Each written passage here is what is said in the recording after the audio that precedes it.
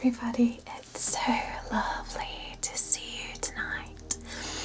So I thought I would share with you some of my crystals again, as I know a lot of you really love looking at crystals and the healing properties. So as some of you already know, I have recently trained in Reiki 1 and 2, so I technically can be a Reiki practitioner. I've never practiced on someone in person because of COVID, but in the future it would be really lovely to do that. To further my experience and my learning, I am training in Reiki crystal healing, which is sort of another level above that. So crystals have different resonances. Our earth itself has a resonance. If you look up on Spotify or YouTube for Schumann resonance, it is the actual frequency that our earth vibrates at, and it's a very relaxing, lows of buzz. And I find if I can't sleep, sometimes listening to that really helps. Now the reason why that's important is all crystals have a resonance, and because crystals have this energy stored in them, that's why they can potentially have healing properties. So different crystals have been known to help cure different things. So in my Reiki crystal training that I'm doing at the moment, I've learned that in past history of crystals, it was found that basically the same crystals across different sort of cultures across the world used the same crystals for healing the same conditions, despite those cultures never having met each other.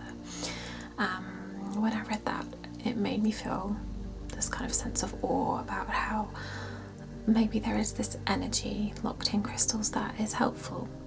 Maybe we just aren't really attuned to it anymore because there's so many other things going on in our life. Our sensitivities to these things perhaps are dulled because we are just too absorbed in everything else that's going on. So I feel like there potentially is a healing energy in crystals, and even if it's just through holding them, that in itself, and the tactile nature of the crystals and being able to be mindful and being present in that moment, even if that is all that we need to help us heal, to help us find time for ourselves, then maybe that is what the healing nature of crystals is all about.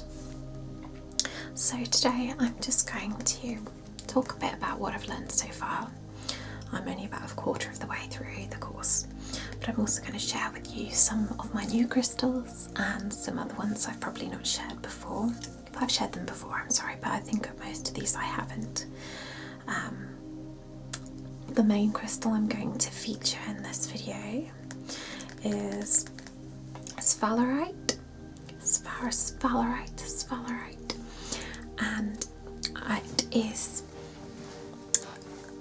a crystal where it's a quite a lot of it's a zinc or copper ore which is found inside of it. Now it's Sphalerite can come in, it's mostly the grey and white parts of this crystal. I have another form of it here, which is very large special crystal. You can also see in this crystal a purple tinge. That purple tinge in the crystal, you can see my light reflecting, is actually fluorite, and sphalerite often is found next to fluorite. These holes look like little caves. You can see inside. They have crystals, very tiny little crystal formations within it, and a very fine smattering of crystals like that on the surface. They sparkle. That's called a druzy crystal, where they're sort of within a hole. You can see them within the little holes on the surface. Now there is some, I don't know whether it's druzy almost, quartz, some bigger parts here on this lovely sphalerite orb. Now different shapes of crystals have different strengths or different uses, and it depends what you want to use them for. Any crystal that has a point helps direct its flow of energy. So I keep my crystals generally in a wooden box, or my small ones, so I have a little box here. And in here, this is just some of them. I have others around the house as well, but these are my small tumbled stones. Tumbled stones are when they're very smooth, small stones. They are normally a part of a bigger piece, and they're put into a tumble, kind of like a barrel, and then tumbled over and over and over to make them smooth. These are very useful to wear if you wanted to carry them in your pocket for healing purposes, or in a, you can get these spirals so you can wear them as necklaces. I love doing that. I have some beautiful pieces here. I'll go through what some of them are. Now, I was talking about sphalerite, and I have a very special new crystal. This is the biggest crystal I own, and this is a sphalerite tower, and it is absolutely magnificent. So sphalerite, you can see this is a typical sort of part of how sphalerite forms. It has sort of black and white sort of pieces that kind of go through it. You can see the druzy crystals, it's kind of sparkles on the surface. You can see quite a big piece of quartz here, and I always wonder whether that might have had a actual quartz points poking out of it, but I'm really not sure. I love how much detail there is. Even the white and the brown sort of surface, which kind of looks a bit sort of dirty, that's actually sphalerite. Because it is, I think it's either zinc or copper, or the brown. As part of sphalerite, see sphalerite. You can see the grey and the crystals, the druzy crystals now. This piece is lovely. It has a hole almost all the way through, so it kind of lets the light in. You can see that. This piece is so beautiful. I love how there is, you can see quartz underneath sparkling at this point here, and how it catches the light. It's such a dominating piece. Now I know sphalerite can come in much prettier forms when it's attached to fluorite. It is so beautiful in its purple and can have lots of drusies and lots of little beautiful textured holes all over, but there was something powerful about this piece, about how it has this druzy formation and this hole, this cavity in the middle. It felt powerful. Now sphalerite is such an important stone for grounding. If you don't know what grounding is, basically, if when your energies become kind of more charged, when you experience, say, Reiki healing on yourself, when you heal someone with Reiki energy, you can become a little bit, the best way to describe it, sort of high, because you are helping to focus and facilitate that the universal life energy. You are a channel for the universal light energy to flow through somebody else to focus on healing. So that can make you feel kind of ooh. And grounding is so important, so that you don't become too sort of overstimulated. And so sphalerite is very important for grounding. It's just It's just so beautiful, such a beautiful, beautiful solid piece. I absolutely love it. I don't know if you can hear that. The little drusies. It's very, very tough stone. You can see on the bottom there's like a white piece there, and that's the sphalerite. You can see in this piece here, it kind of comes through. That's actually still sphalerite, even though it looks kind of unnatural. It's a very, very beautiful piece. Now I think the seller who gave this away, I think she's called Crystal Visions UK. I will pop a little link to her Instagram below this video. She's been fantastic. I've only bought from her once, but I've actually bought from her twice. But I've only had sort of like these from her. But she is fantastic. She puts images up of all the crystals that come into her collection for sale, and you can see a video of them, so you can really get a feel for whether they have got the correct energies, or feel for what for you. They often say that a crystal chooses you because you can feel the energy and feel whether it's right for you. So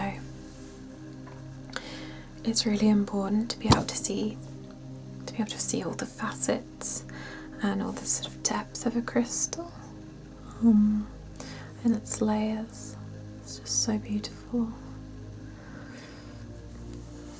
And her prices are fantastic. They're really, really affordable. You can get some really good deals on her page. If there is a crystal you're looking at, which she's popped a picture up and she doesn't have it, she will private message you, send you lots of videos of other ones that are very similar, and you can choose. She's absolutely amazing. So Sphalerite is so great for grounding. After a Reiki session or chakra healing, you would ground yourself, and you would ground your client as well. So a piece of sphalerite or another grounding crystal would be placed between the feet or at the feet of the client.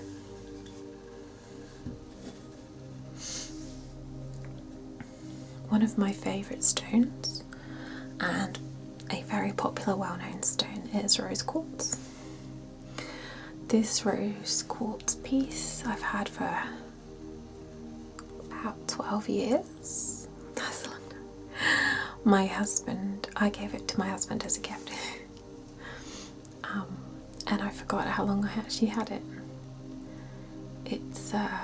I only found it again today, after quite a while, in storage. And I've never really sat down and really appreciated it, as it was a gift for him. I've never really spent a lot of time looking at it, but the light goes through quartz so well. It's a lovely palm-sized piece, really, really good for healing of the emotional heart, relationship issues, anything to do with matters of the heart. Rose quartz is particularly powerful and helpful, and they say that it's good to place it in your bedroom, because that's an area, a coupley area of your home. It's just a very, very beautiful, smooth piece. Rose quartz is quite abundant. I remember when I was about 8, coming across this beach in France, and this cliff edge on this beach had collapsed into the sea and around the edge, and there were just massive chunks of quartz just on the shoreline. I'm hoping that I'll get to go back there and just have a little nosy and see if there's anything remaining, I've got no idea, but who knows. But yeah, I think that was rose quartz, if not normal quartz. It was amazing. I'm sure we took some chunks with us, but I just don't know where they are now.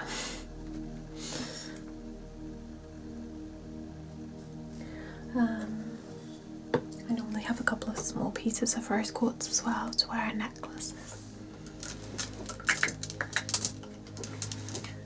I also have, this is called Blue Lace Agate. I don't know if you can see, it's kind of lacy. And it's, you can see through it slightly like quartz, but it's really beautiful. Most of my smaller crystals have come from small crystal shops, or I had like a compendium, is that the right word, of crystals, like a box with all the names on. When I was younger, I think I had 2 different boxes, and I've just amalgamated all the different pieces from those boxes. This one I don't know if I shared with you last time. It was one of my first crystals that I still have, and I got this when I was probably about 8. And it's Tiger's Eye. I've had this piece for so long, and I got this from France from a nature shop. They had so many different stones. I was always fascinated by the stones, by the nature shop. It was just one of my favourite things. It was actually, I don't know if anyone's been to Rennes in France. I think it's still there, the nature shop. And yeah, we used to go there a lot. And yeah, this was from there. I loved going there. They had CDs with relaxing music on and like bird songs and things. And it was the first time I experienced really anything like that. And it was just quite a big part of my childhood. It was like one of my favourite shops. They had like sciencey, gimmicky things you could get. It was just amazing. So amazing, that shop. I can't remember what Tiger's Eye is good for at the moment. But I do have a few pieces in my collection. This is a piece of goldstone. Now I think I have 2 pieces. And these are 2 slightly different shades of goldstone. So this is the colour I think you most commonly see.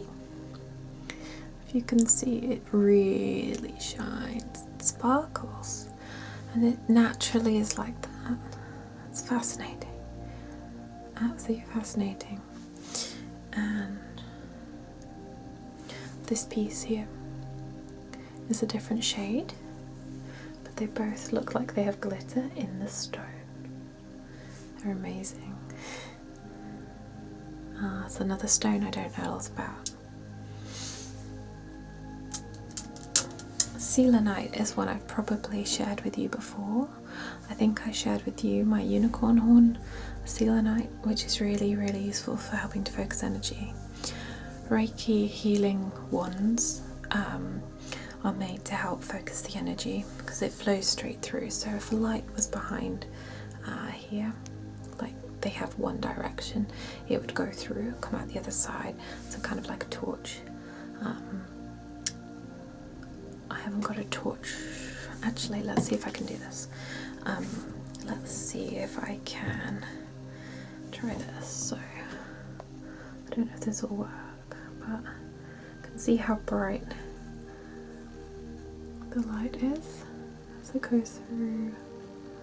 You can see how it really glows, and the light will travel through.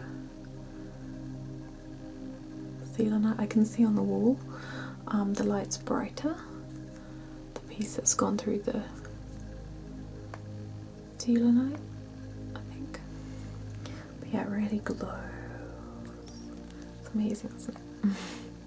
Often you can get Sphalerite on a light stand, so that the whole thing glows upwards. But selenite, I think, is quite a good cleansing crystal. If you have a flat piece of selenite or a big piece, you can put other crystals on it to help cleanse them.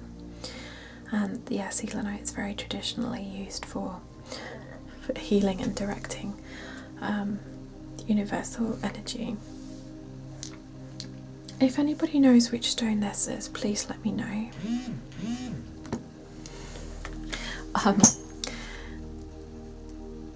This, I think it might be an agate as well, but I'm not 100% sure, and I know I bought it for a reason, but I cannot find the specific one in my manuals, and I refound it again today. If anybody knows what they think it is. I mean, it looks like a piece of agate. I wondered whether it was Botswana agate, but it doesn't have the redness that Botswana agate does. If anybody knows, let me know.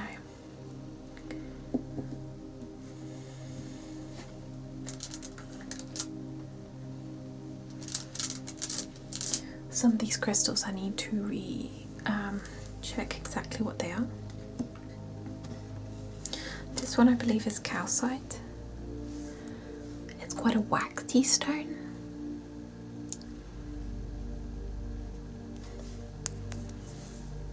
I'm gonna grab a few stones because I think the sound of them all together is quite nice.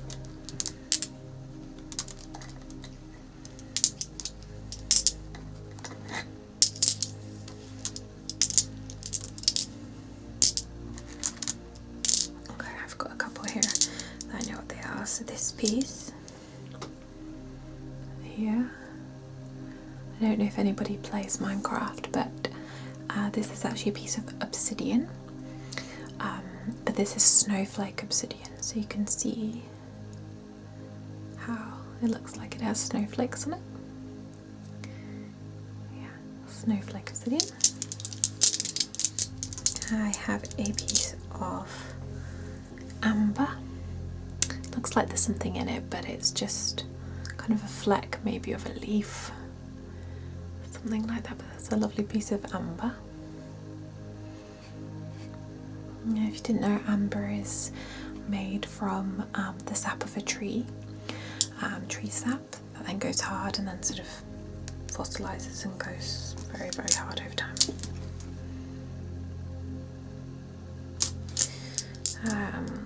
I can't remember, and I need to find out what this piece is. I feel like I recognise it, but I'm not 100% sure. And I only have one piece of this lovely pale blue crystal. This is a piece of labradorite.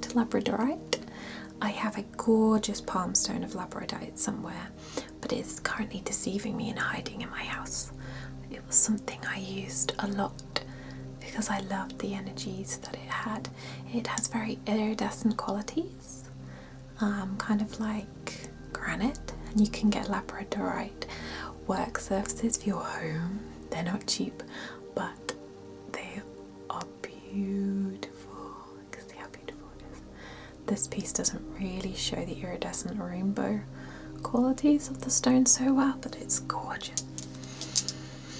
I believe this is a piece of jade. I know this piece I have is definitely something very significant and I'm not sure whether it's jade or emerald. I think it's jade, but I know it was something else a little bit more expensive for such a small piece. So that one I need to really try and work out. I believe this is a piece of agate because of the agates look very stony, if that makes sense, like more like normal regular stones.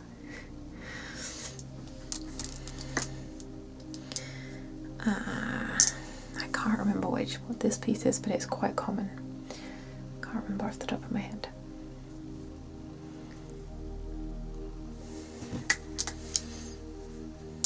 And I have a few pieces that are this lovely pale green, and I think they are either aventurine or was another one that was pale green, I can't remember. I have a few different ones. So there's this piece, which is quite, there's not much transparency to it, that's pale green. And I have this one, which is much more of a quartzy pale green, and they do deceive me.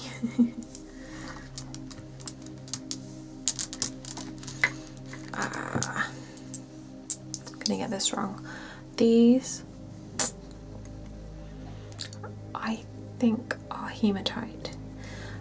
They look like a lump of metal, and they have a very strong magnetic resonance to them. So they're particularly useful for anything related to the nervous system. They're very good for healing the nervous system, but it'd be quite nice to have a bigger piece to use. You can see in my ring this opal. This I bought in Cyprus, and it has I think it's a dolphin on it. I also have in my engagement ring, I might have shown it before, my husband designed my engagement ring, which is this one, and this has a brilliant cut amethyst in it and a diamond, and it is a music note. He designed that one. But yeah, this one is an opal, and I also have another opal. Opals can come in quite a few different shades of colours. I love the really bright opals, and some can be very fiery as well. But opals are definitely one that really cool to me quite a lot. I have some other little pieces of tiger's eyes. These are some smaller bits. So this was the large one, and here's the small pieces.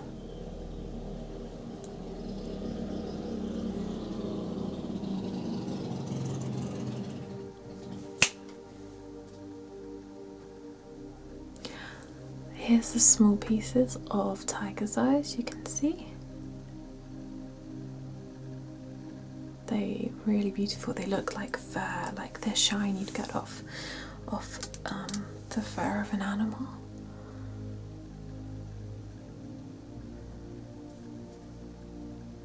They're beautiful. I also have some pieces of moss agate. Agate. I think these are both moss agate because they're green and they look mossy, but there are two different pieces, so I don't know if you can see. The light does shine through, and it's almost as if there's sort of moss sitting on a rock. And this piece is also the same, but it shows it up a little bit more clearly. I need to remind myself what this piece is. I know that it was something particularly important because it's such a small piece, but I remember it being a bit more expensive and something I needed for my collection, but I can't remember what it is at the moment.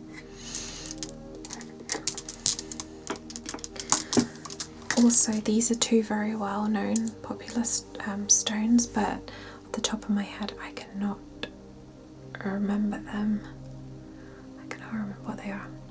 But these are often found in jewellery. It's a lovely pink tinge there to it, pink-red tinge. Two pieces. My apologies, I can't remember what it is, but if you know even a little bit about crystals, you might recognise those.